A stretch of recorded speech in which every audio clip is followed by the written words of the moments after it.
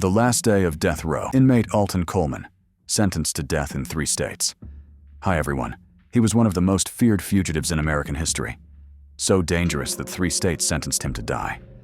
His killing spree stretched across the Midwest, from Ohio to Illinois to Indiana, leaving behind a wake of devastation in just 53 days. The name Alton Coleman became synonymous with violence, manipulation, and terror. But when the end finally came on April 25, 2002, inside the death chamber at Lucasville, Ohio, it wasn't with a fight. It was with a prayer shawl draped over his shoulders and the calm recitation of Psalm 23. Today, we walk you through the final 24 hours of a man many believe embodied pure evil. From his last meal, the largest ever recorded at Lucasville, to his final words and the unprecedented broadcast of his execution. This is the chilling story of how one of the nation's most infamous spree killers faced his final judgment. Let's step inside death row. Dear friends, April 25, 2002 began like any other spring morning in Ohio, except for one man. In a high-security van rolling across 50 miles of state highway, Alton Coleman was strapped down, wrists chained to his waist, legs tethered, his every move under constant watch. At just after 10 a.m., the van entered the gates of Southern Ohio Correctional Facility in Lucasville. The ride marked the final transfer of a man once declared so dangerous that 3 states fought for the right to execute him.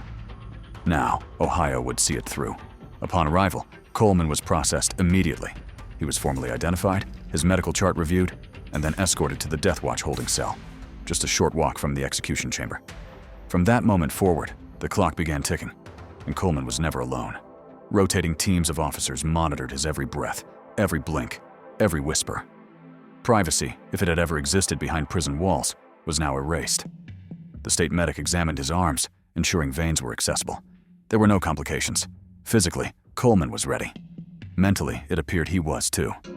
Prison officials described his demeanor as calm and cooperative, even in the face of certain death. That wasn't surprising. In the weeks leading up to this moment, 6 petitions had been filed to delay or stop the execution. Every one of them was denied. On the morning of his final day, the 7th attempt failed too. The Ohio Supreme Court gave the final word: no stay, no clemency. But this execution carried an unprecedented twist. Because of overwhelming interest from victim families and the media, Ohio made a historic decision. For the first time, the execution would be broadcast, not publicly, but on closed-circuit monitors inside the prison for overflow witnesses. Coleman's attorneys called it a spectator sport, a civil rights violation, and demanded it be stopped. But the court disagreed. There was no law prohibiting it, and the process was deemed lawful. The show, as they said, would go on. At 3 p.m., per protocol, Coleman was allowed visitors. His spiritual advisors and legal team sat quietly at his side. There was nothing left to contest, no last-minute miracles to hope for. Coleman's behavior didn't shift. Even as the only man ever sentenced to death in 3 different states, he remained composed. Maybe that was because he'd always known this day was coming. The horror of his crimes was staggering.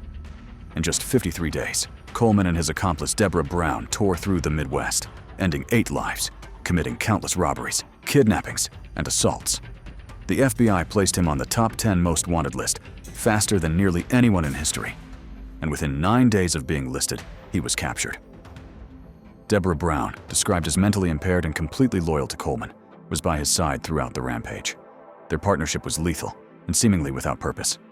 When asked why he did it, Coleman offered only money for my drug habit. But his attorneys painted a darker picture, one of a man born into trauma, abandoned in a dumpster as an infant, exposed to drugs in the womb, raised without stability. They called his mind a damaged container. But the courts didn't flinch. His spree was so devastating that 3 states, Ohio, Indiana, and Illinois, vied for the right to execute him. Ohio won, not by luck, but because they promised to move the fastest. That evening, Coleman was granted one final comfort: the special meal. And his was record-breaking. Filet mignon with sautéed mushrooms, fried chicken breasts, collard greens, onion rings, French fries, biscuits with gravy, sweet potato pie, ice cream, cherry Coke. It went on and on, the largest last meal in Lucasville's history. But when it arrived, Coleman barely touched it, just picked at the plate. Appetite gone, not from fear, but from finality. Between 4 and 5 a.m., Coleman finally dozed off, maybe an hour.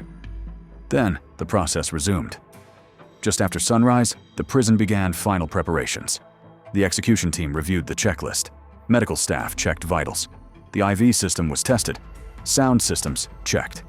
Every line, every button, every second was choreographed to avoid mishaps. Meanwhile, Coleman sat quietly, wrapped in a prayer shawl, a recent gift from a local church. He'd been baptized just days before. A final act of redemption, or a performance for the cameras? No one knew for sure. At exactly 8:45 a.m., visiting hours were over. Coleman thanked his attorney and chaplain. They embraced. Then, he showered and changed. Outside, a crowd had gathered. Protesters with candles stood silently across the parking lot. A few held signs. God is the only judge.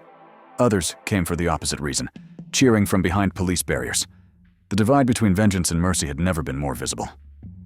At 9:55 a.m., just minutes before the deadline, the phone rang in the prison director's office. It was the Chief Justice of the Ohio Supreme Court, not to delay the execution, but to confirm that the overflow viewing room met legal requirements. No more than 15 witnesses. No cameras. The call ended. The path was cleared. A prison medic entered the cell and administered a two-part sedative, one to calm, one to prepare the body. By 10:07 a.m., Alton Coleman took his final walk, 17 steps from the holding cell to the execution chamber. His arms outstretched, he lay back on the gurney. He was not restrained forcibly, he allowed it. The prayer shawl remained across his chest. The warden stepped forward. "Do you have any final words?" Coleman didn't look to the witnesses. He didn't apologize. Instead, he began to recite, "The Lord is my shepherd. I shall not want." Psalm 23, repeated twice. At 10:13 a.m., Alton Coleman was pronounced dead. In the overflow room, a brown curtain fell over the monitor. Silence followed. The man known for unleashing terror across 6 states had finally faced the consequence he once thought he could outrun. Not with apologies, not with struggle, but with scripture on his lips and his past forever written in the records of 3 states. His story ends here. But the debate around justice, capital punishment, and redemption lives on. In the final moments of Alton Coleman's life, the weight of his crimes echoed louder than any last words he could have spoken. No apology, no tearful plea, just scripture and silence. For the families left shattered in his wake, justice may have come too late, but it came nonetheless. Coleman's case was a turning point, forcing 3 states to grapple with who should wield the power of death and how swiftly it should be delivered. But beyond the legal battles and final rituals, this execution raises deeper questions. Can a man born into trauma ever escape it? Is redemption behind bars possible, or even relevant, when the damage is irreversible?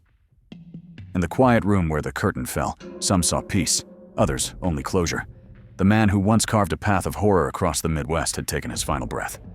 But the moral reckoning he leaves behind will outlive any sentence, any chamber, and any gurney.